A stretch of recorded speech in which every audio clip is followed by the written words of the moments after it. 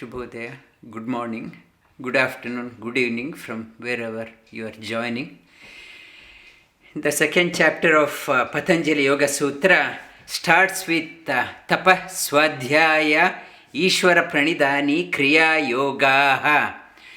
The tapas, and as I mentioned in the previous classes, the Ishvara Pranidhana is connected to the heart center, Bhakti Yoga, and Swadhyaya is connected to the Jnana Yoga, and Tapas is connected to the Karma Yoga.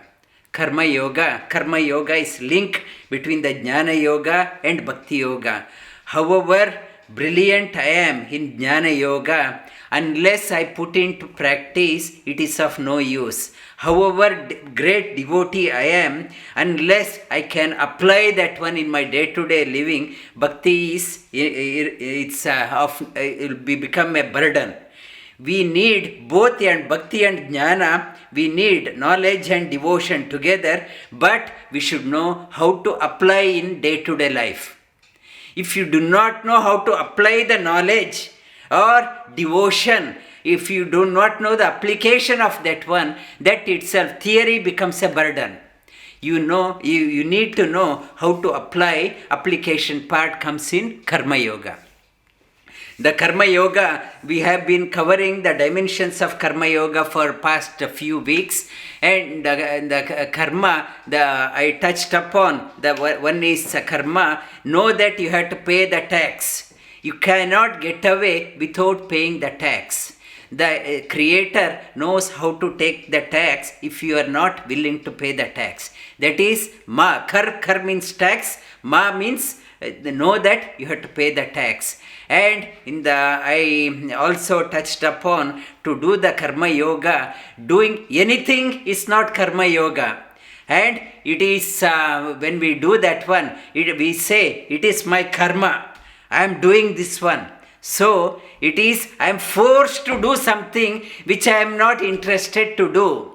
It is not Karma Yoga. Karma Yoga, I mentioned, you have to play the game in the right pitch, so that the best in you comes out.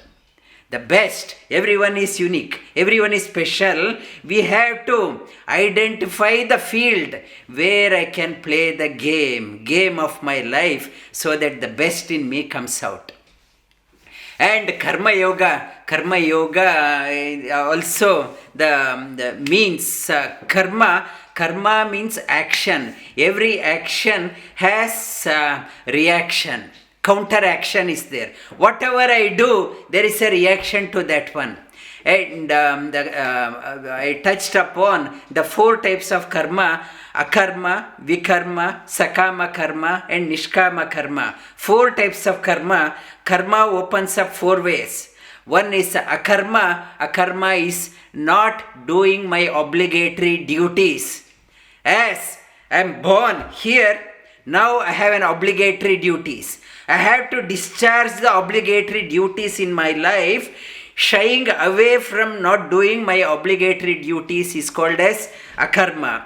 My obligatory duty is this one, but I am doing contrary to that one. It is called as vikarma. And akarma, Arjuna had an obligation to fight the battle. He decided at the beginning, I don't want to fight. Then obligatory duties, he wanted to shy away. That is akarma. And vikarma means Dhuryodhana. Dhuryodhana knew what was right, but he was doing contrary to that one. I know what is right, but I don't believe in doing right things. And he was bent on destroying the good people. That is vikarma.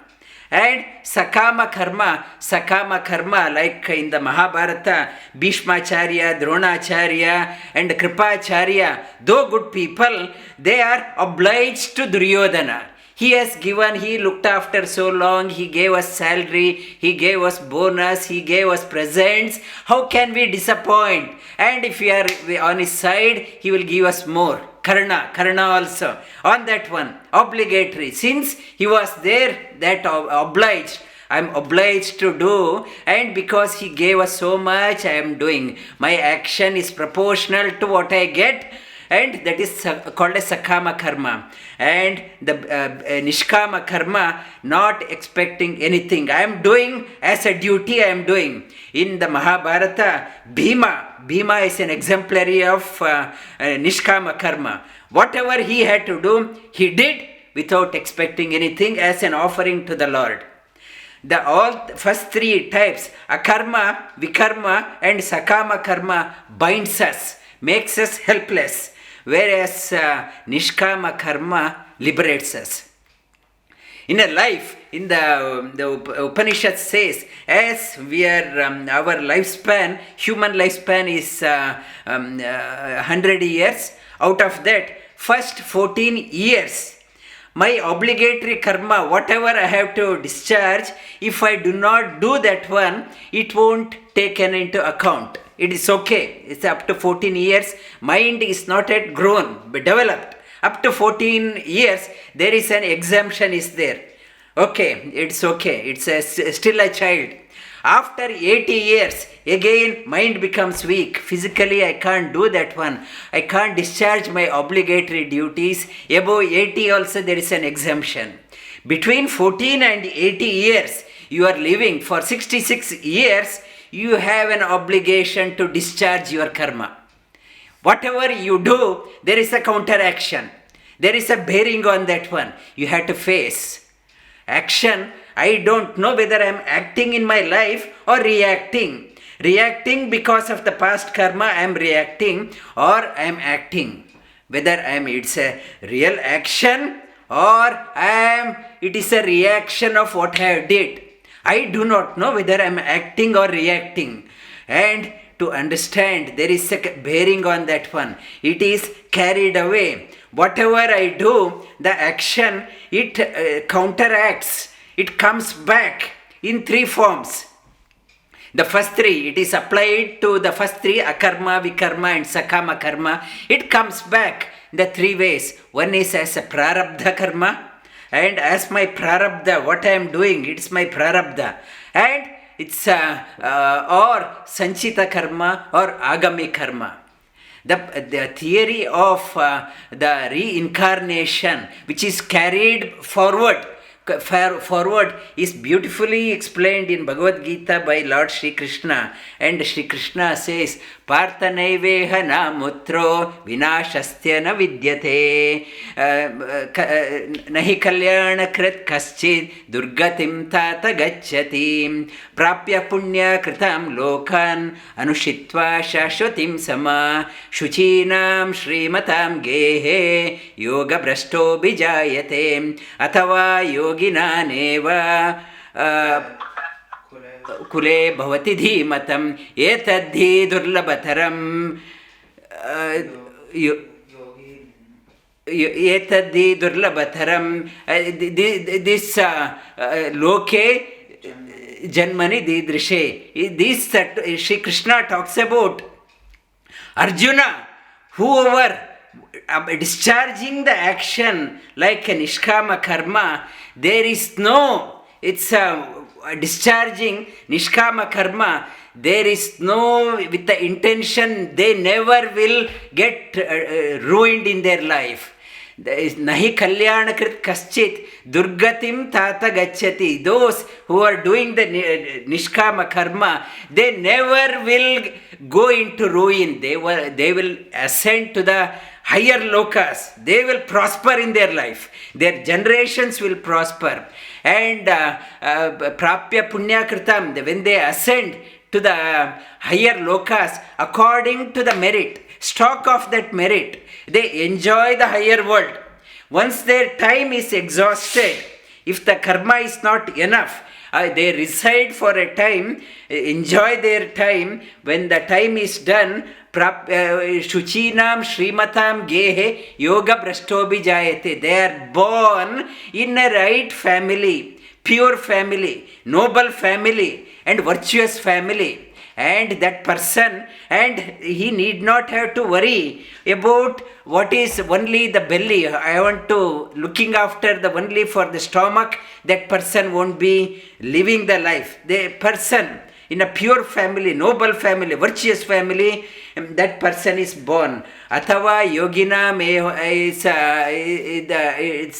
yogina otherwise that person will be born in a house of a yogi. Athava yogina meha kule bhavati dhimatam. In the highest of the yogi's house, that soul is born. Etadhi durlabhataram loke janmaya didrisham.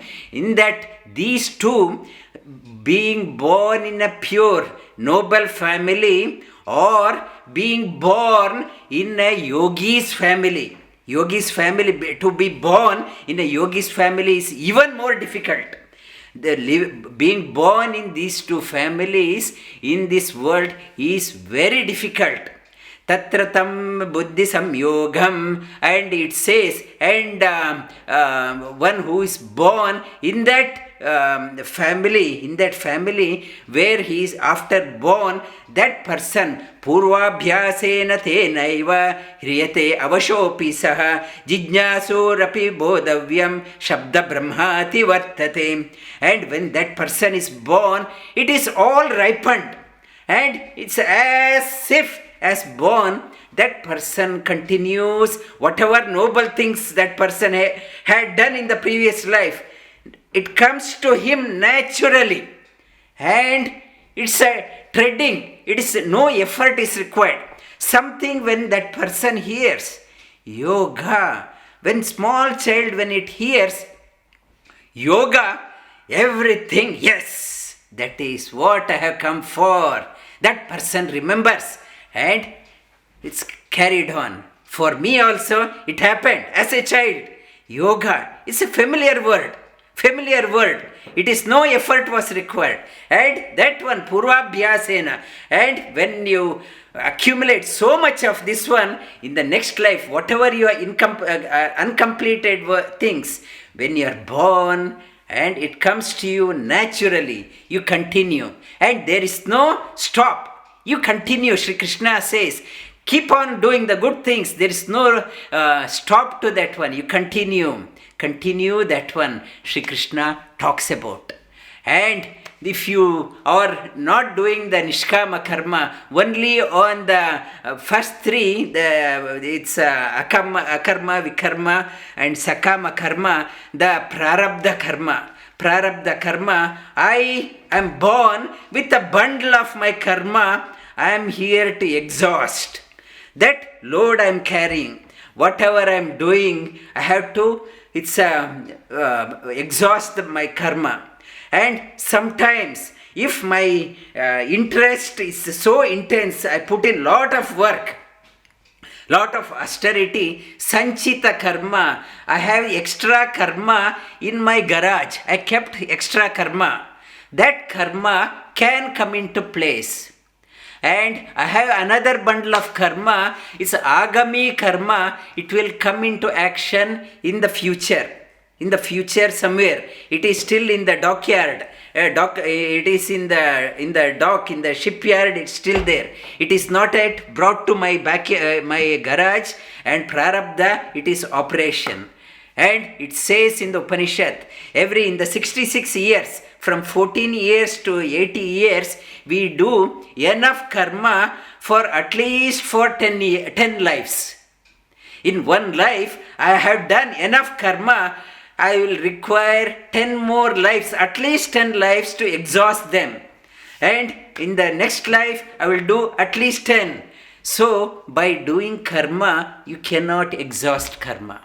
By just doing akarma, vikarma, sakama karma, you can never exhaust. You keep on accumulating more and more karma, and it is in the prarabdha karma, how it is affecting.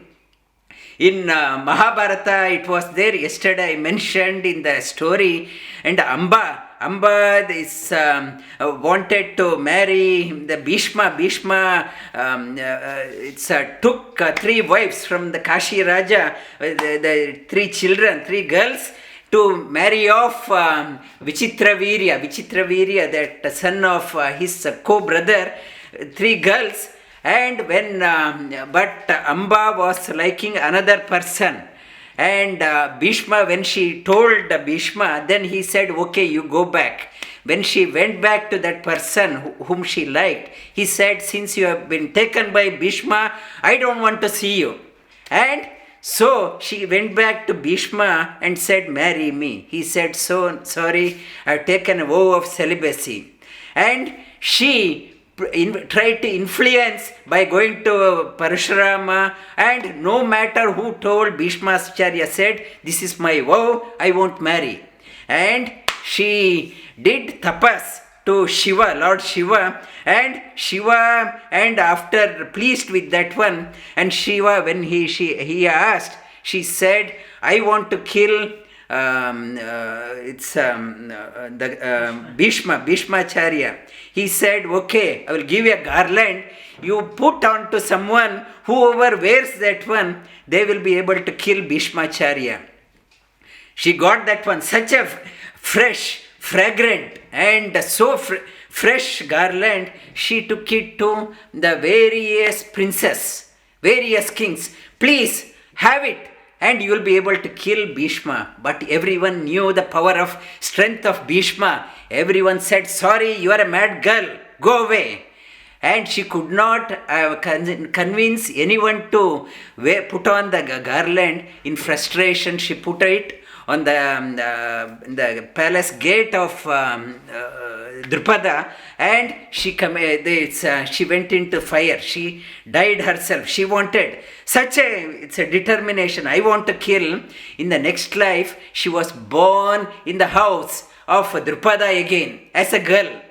But Drupada wanted a child, and he prayed to Shiva. Shiva said, the son will be born. But the girl was born, but he treated her like a boy. And he never told anyone that this is a girl. And at the time of marriage, and that's because of that story is there, and she became a boy. It's during that time called a Shikandi. In that garland, Drupada preserved that one, gave it to his daughter Draupadi. At the time of wedding, she put it on to Arjuna. Arjuna was the one, and who killed Bheeshma. But this Amba wanted to take a revenge, was born as a Shikandi. She was along with Arjuna. The next life, she came back to take a revenge. It's a prarabdha karma.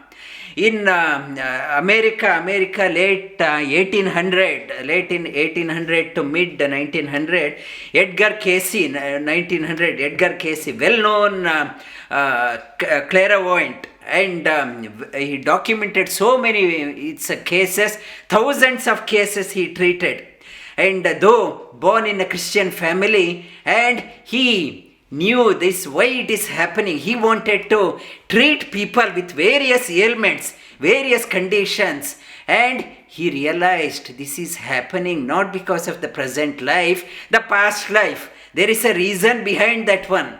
There is a past life, reincarnation.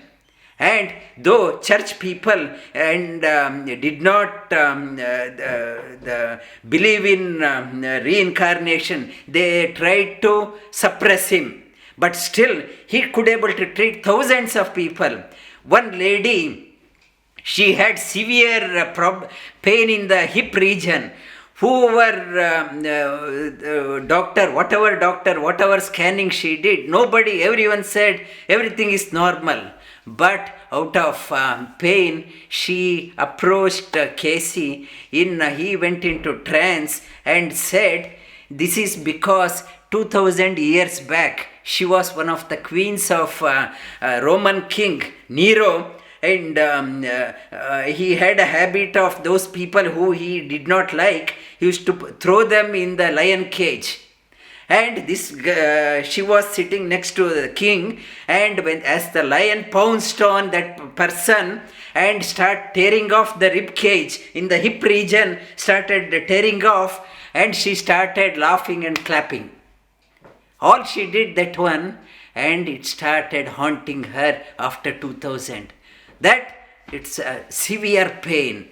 And another lady, it's so beautiful fingers, so beautiful nails, and all the people wanted to take a photo.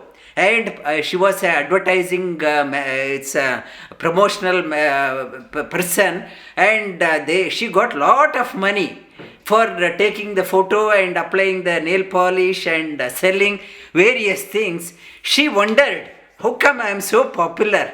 And Edgar Cayce said, in the previous life, she was in Ireland, she was very generous and looking after homeless people. So generous. This life, she is born with beautiful hands and fingers.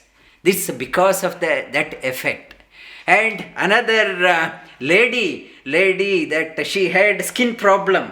Whatever treatment, always rashes on the skin. No amount of skin therapy could able to fix. When she went to Edgar Cayce said, in the previous life, she was in charge of chemistry lab. When the children are doing some experiment, deliberately she would release noxious gases so that children used to get irritation in the skin. And she used to enjoy that one. Because of that, she is going through that one. And another lady, she said, severe indigestion. Whatever I do, the indigestion is not going. I can't eat anything. Very weak belly. And he documented that he went into trance, and he said it is because in the previous life she was deliberately selling adulterated food. Adulterated. She used to mix with something else to maybe increase the quantity, increase the profit. Adulterated deliberately is to sell, resulting stomach. My stomach, whatever I do, it is not fixing. I can't fix that one. And Patanjali says the whatever you do, whatever satimule tad vipako jati ayu bhogaha. Patanjali says, how long I live, what family I am born, what religion I am born, and what country I am in, for everything, it's because I am here to exhaust the karma. When the prarabdha karma is exhausted, this body has no more work. It just drops down. To exhaust other karmas, this prarabdha karma is for this body. When this prarabdha is done for this body, body collapses. We ask, how this person can die so early? This prarabdha is for that body. It's done. Next, sanchita karma is there, plenty of karma is there, different body is required.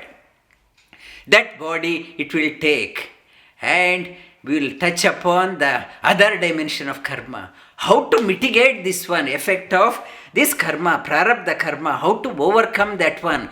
Are we so helpless? Is there any means? We will touch upon the other dimension of karma in the last week of this term, next week.